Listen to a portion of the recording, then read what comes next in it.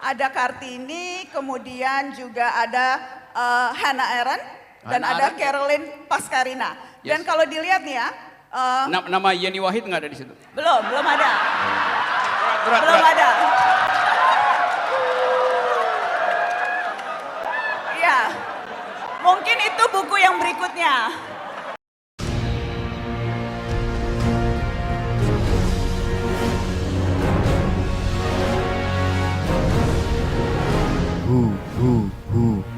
Allah.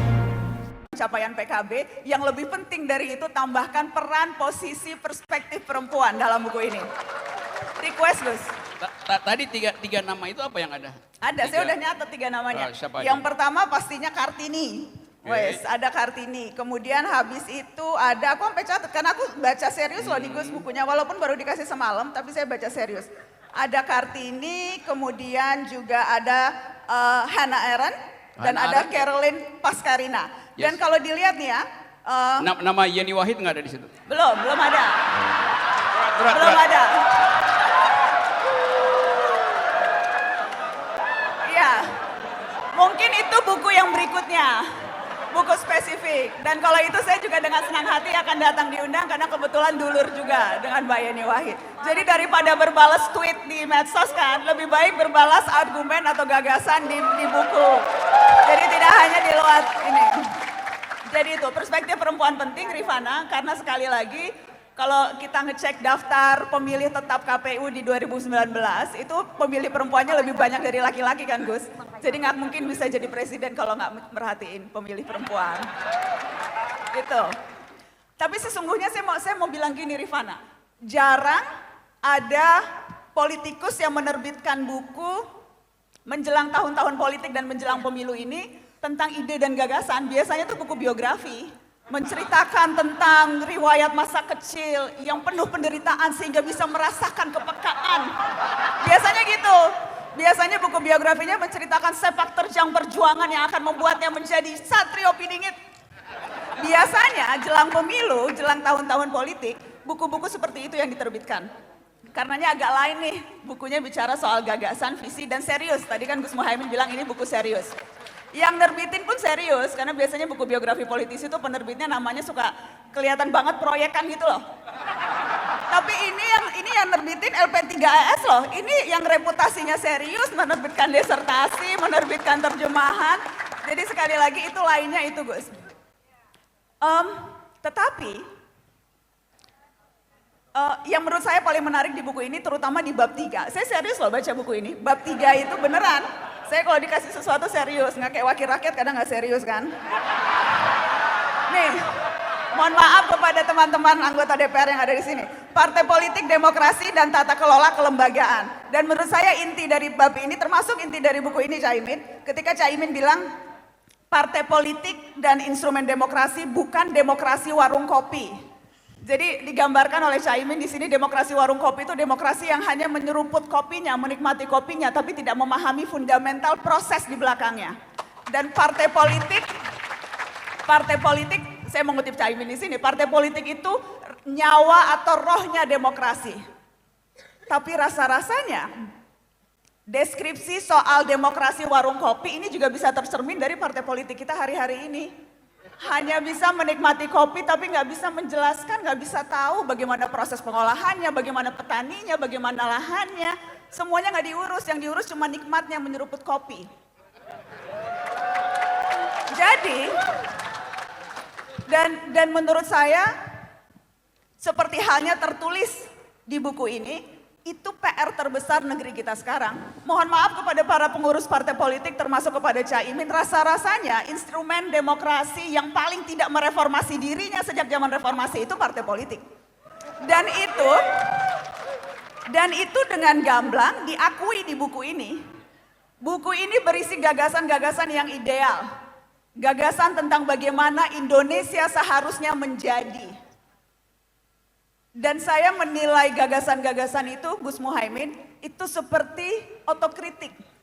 Jadi rasa-rasanya ketika Gus Muhaimin menggambarkan kondisi ideal di tengah situasi yang kita sama-sama tahu tidak ideal, itu sesungguhnya kritik terbesar dari seseorang yang sudah berkuasa selama 20 tahun, memegang jabatan penting negeri ini, dan juga menjadi ketua umum partai yang bukan partai ece-ece loh PKB. Bukan partai 0, loh. Partai yang berhasil menempatkan kader-kadernya di kabinet, partai yang punya banyak kepala daerah, yang bahkan katanya bisa menentukan siapa dulu wakil presiden, ya kan?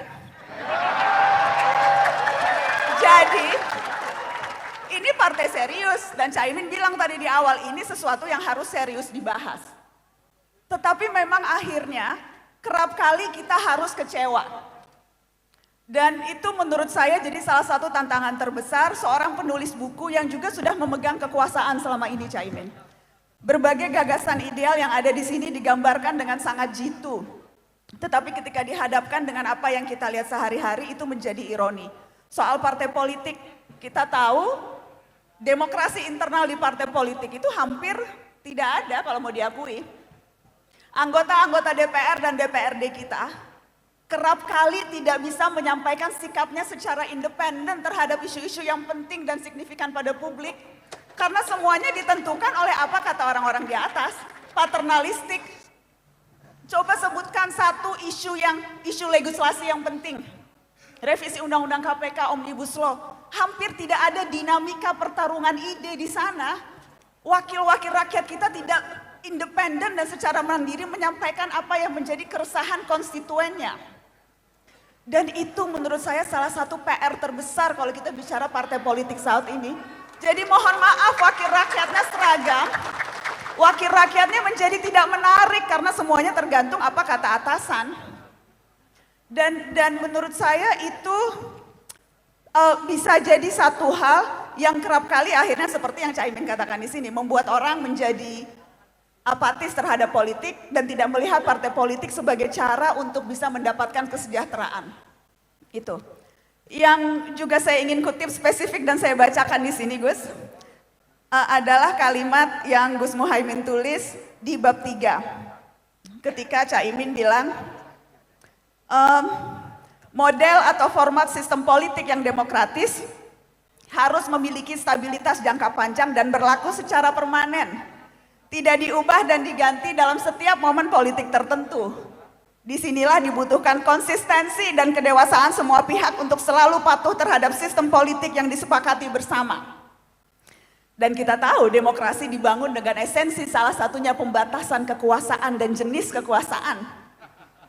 Dan itu artinya kesepakatan kita bersama adalah ketika presiden ya 2 periode ya 5 tahun. Karenanya ketika ada usulan dukungan muncul penundaan pemilu yang berarti membawa konsekuensi pada perpandahan jabatan presiden. Itu mungkin saja waktu itu Gus Muhaimin lupa pernah menulis soal ini di buku ini. Jadi mari saya hanya mengingatkan Gus, itu pernah ditulis, jadi rasa-rasanya mungkin perlu membaca lagi buku yang ditulis sendiri supaya idenya tuh konsisten, jadi real politiknya sama dengan gagasan politiknya, Gus. Itu.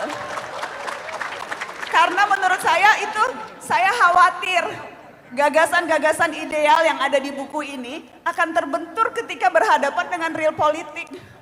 Dan saya berharap dengan sepenuh hati apapun masa depan Muhaimin Iskandar setelah ini, gagasan-gagasan besar dan ideal yang tertuang di sini itu tidak akan mudah dilupakan.